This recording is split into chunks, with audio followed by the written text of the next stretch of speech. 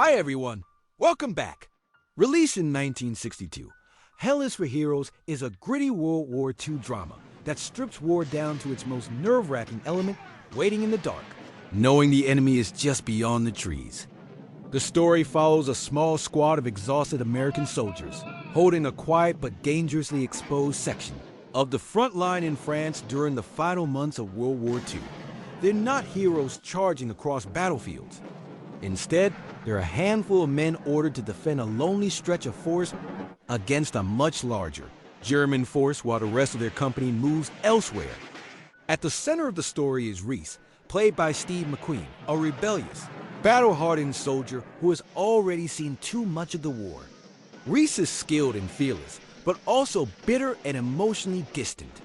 He doesn't trust authority, he doesn't care much about rules, and yet when danger comes, he's the one everyone relies on.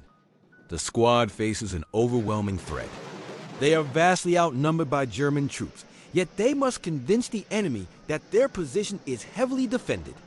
With limited ammunition, minimal manpower, and no reinforcements in sight, the soldiers resort to deception, bluffing, staging fake patrols, and using psychological tricks to make the Germans hesitate.